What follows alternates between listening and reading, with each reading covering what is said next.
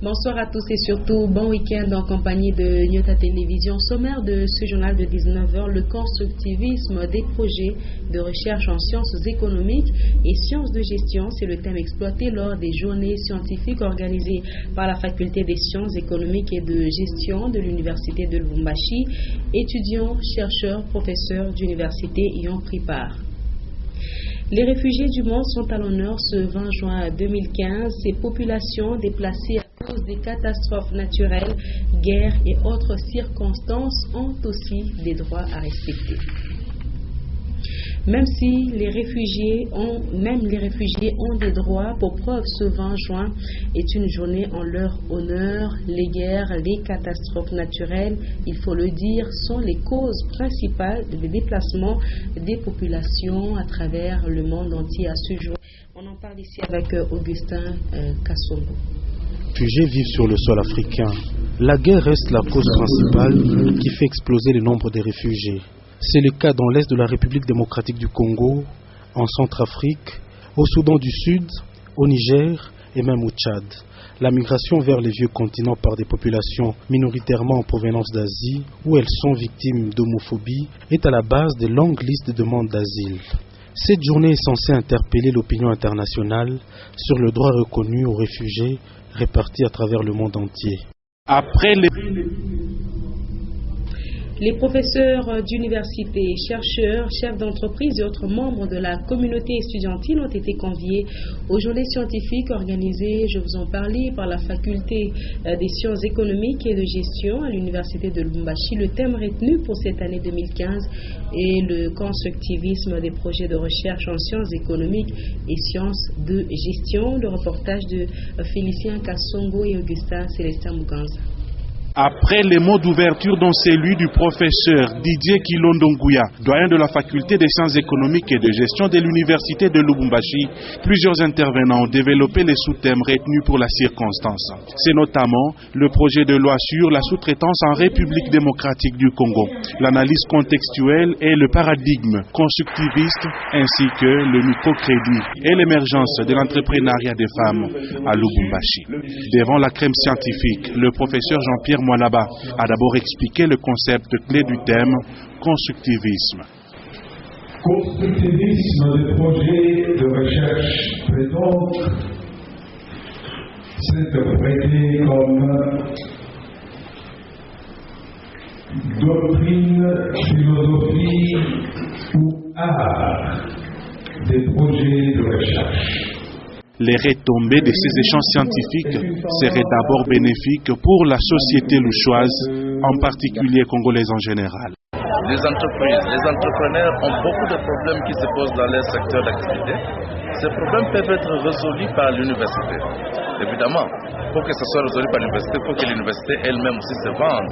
Qu'est-ce que j'entends par se vendre? C'est-à-dire se rendre utile. Que l'université soit vraiment au service de la population. Des étudiants et chercheurs ont animé la dernière étape de ces journées scientifiques par un jeu de questions et réponses. Et pour ce qui est de l'enseignement, le gouverneur de province, Moïse Katumbi Chapwe, a accompagné son fils Ariel à la célébration de la fête des pères le vendredi 19 juin à l'école française de Lubumbashi, où ils ont également pris part à une course organisée pour la circonstance. Nono Landou, Stéphane Chisso nous en disent plus. Un grand jour pour les élèves de la grande section A de l'école française de Lubumbashi qui ont décidé de célébrer de manière originale la fête de père le vendredi 19 juin 2015. Chacun d'entre eux a emmené son papa à l'école pour une course de sprint. Parmi les pères en tenue de sport, l'on pouvait remarquer le père de l'élève Ariel Katumbi, l'honorable gouverneur du Katanga, Moïse Katumbi Chapwe, qui mettait de côté son agenda surchargé pour remplir de manière exemplaire son devoir de père, aux côtés d'autres parents ayant également répondu au rendez-vous. Vas-y, allez, dépêche-toi.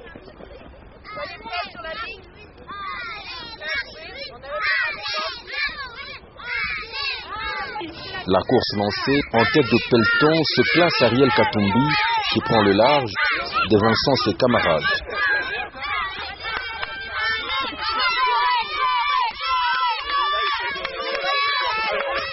Il remet le relais à son père qui se lance à son tour dans la course.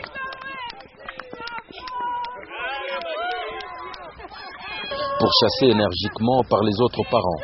Un sprint que le gouverneur, dont on connaît les aptitudes sportives, remportera haut la main dans un bel esprit de fair play.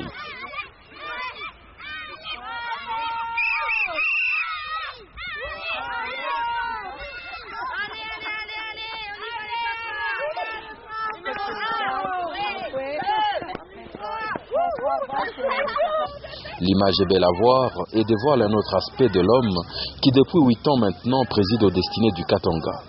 Avant d'être un politicien exemplaire, il est un père modèle capable d'endosser la tenue de Monsieur Tout-le-Monde pour l'éducation de ses enfants. Une journée ordinaire qu'il a partagée avec les autres parents d'élèves sans aucun protocole. Course dont la chute sera un beau tour de récitation.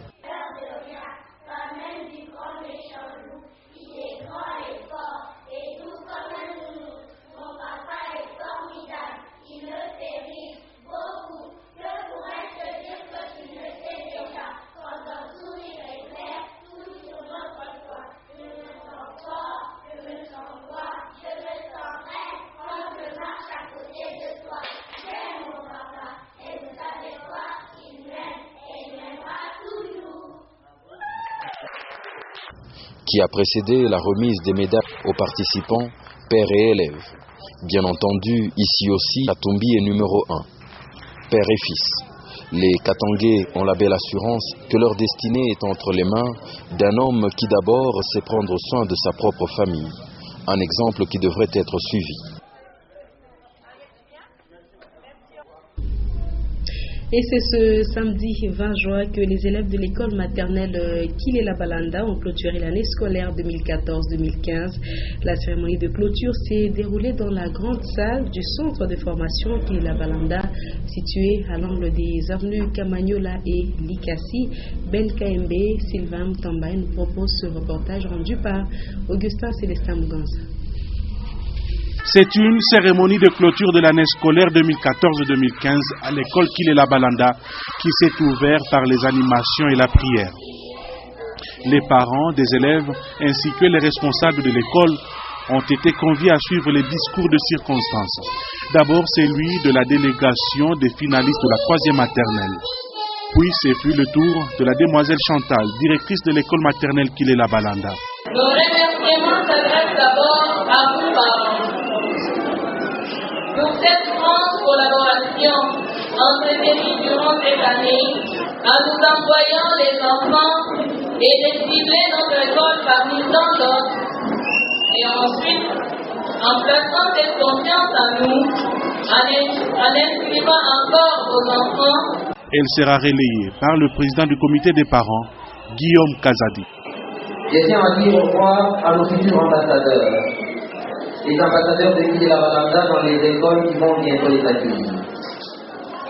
Le travail qu'ils feront là où ils seront à partir de l'année prochaine va être de reflet de ce qu'ensemble nous avons fait d'eux. Les lauréats ont par la suite présenté les fruits de leur formation à travers des récitations, chants ainsi que des pas de danse. C'est par la remise symbolique des photos des lauréats ainsi que des brevets que la dite manifestation s'est clôturée à la grande joie des parents et des lauréats du jour. Et à l'enseignement secondaire, comme on pouvait différents centres d'examen d'État ce samedi 20 juin pour suivre les instructions à respecter le lundi, jour du démarrage de la session ordinaire d'examen d'État. Les chefs de centre ont insisté sur l'heure d'arrivée dans les différents centres fixés donc à 7 heures du matin. Et l'inspecteur principal provincial de l'EPSP, Nicolas Nyangé Bizi, a fait le tour des centres pour se rassurer de l'organisation des cadres qui vont accueillir les élèves finalistes pour la passation de l'examen d'État 2015. L'agence Target, spécialisée dans les sondages et études de marché en République démocratique du Congo, a publié les résultats des enquêtes menées dans la ville de Lubumbashi et ce dans différents domaines. Au cours d'une conférence de presse, le manager général de cette agence a sommairement présenté les résultats à travers une projection vidéo. Était sur place pour le compte de Nyota Radio et Télévision, Mecha KMB et Sylvie Moussa. Au cours de cette séance avec la presse, le manager général de l'agence Target a expliqué au chevalier de la plume tous les rouages qui constituent les enquêtes menées sur quelques entreprises de Lubumbashi et quelques personnalités influentes. Ce sont des études qui sont importantes pour la prise de décision. Il faut éviter des erreurs en voulant prendre des décisions en se basant sur les données de Kinshasa. C'est ça vraiment notre message. Par la même occasion, un appel a été lancé aux autres entreprises installées dans la capitale du cuivre pour commander des services qu'offre cette agence. Pour les entreprises, nous sommes à leur entière disposition. Nous avons un site internet, nous avons nos coordonnées et nous sommes à leur entière disposition. Nos représentants pourront faire le tour pour une prise de contact, pouvoir échanger par rapport à tout ce que nous pouvons offrir comme service. Donc nous, on fait des études de marché qualitatives pour mieux comprendre les motivations des gens, mais aussi on fait des études quantitatives pour donner aux gens des chiffres sur lesquels on pourrait faire un suivi. Pour l'édition 2014-2015, ce sont les entreprises médiatiques, des téléphonies cellulaires et les banques qui ont été concernées par ces enquêtes.